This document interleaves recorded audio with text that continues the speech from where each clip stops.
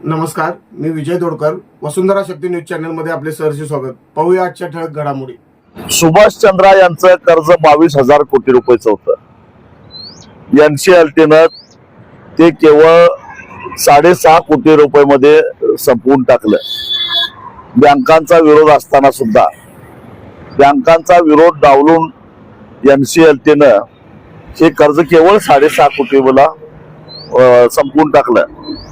गेल्या 5 वर्षामध्ये या एनसीएलटीनं 9 लाख कोटी रुपयाची कर्ज केवळ 43,000 कोटीमध्ये संपवून टाकलेले आहेत. त्या एनसीएलटी मध्ये आहेत तरी कोण?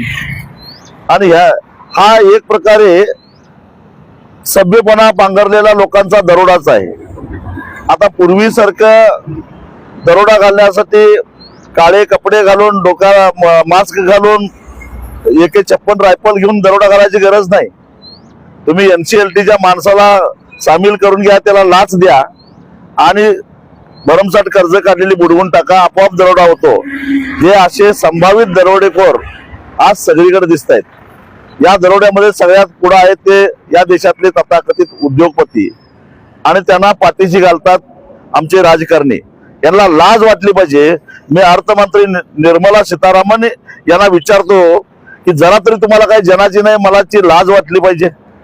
जेव्हा सामान्य माणूस तुमच्याकडे काही अपेक्षा करतो, कधी त्याची अपेक्षा असते जीएसटी मध्ये थोडीशी कपात करा, कधी त्याची अपेक्षा असते इन्कम टॅक्स मध्ये जरा सूट द्या, कधी त्याची अपेक्षा असते बाकीच्या कराचा बोजा कमी करा. त्यावेळी तुम्ही निर्लज्जपणे म्हणता की देश चालवायचा कसा. आणि दिवसा ढवळ्या अशा बँका हे जर उद्योगपती लुटत असतील आणि तुमच्या नेतृत्वाखाली या एनसीएलटीचं जे काम चालू आहे, त्या एनसीएलटीचे लोक बसले लोक ज्यांना तुम्हीच बसवलेला आहे, ते जर खुले आम दरोडे घालत असतील आणि तुम्ही उघड्या डोळ्यानं बघत असाल तर जरा तरी लाज वाटत नाही का? खरं तर या विरोधामध्ये न्यायालयामध्ये दाद मागता येईल का याच्या संदर्भात आमचा आता विचार चालू आहे. खरं तर न्यायालयाबद्दल तरी काय बोलावं, पण एक शेवटचा प्रयत्न म्हणून बघायला काय हरकत नाही. मला एक प्रश्न महाराष्ट्राच्या मुख्यमंत्र्यांना सुद्धा विचारावासा वाटतो. तुम्ही ऊस तोडणी करणाऱ्या मजुरांनी तरी TDS भरला म्हणून त्याला कर्जमाफीतनं तुम्ही कानाला हात धरून बाजूला काढलं कर्जमाफीतून. आणि इथं बघा, हा सुभाष चंद्रा 22,000 कोटीचं कर्ज 6.5 कोटीमध्ये मिटवायला लागलेला आहे. आणि ऊस तोडणी मजुराचा दोष काय, ऊसाची वाहतूक करणाऱ्या वाहतूकदाराचा दोष काय, तर त्यानं TDS भरला आणि सक्तीचा असतोय म्हणून इन्कम टॅक्सचे रिटर्न्स भरले, त्यांना टॅक्स लागलेला नाही तरी सुद्धा तुम्ही त्यांना कर्जमाफीतून वगळलं.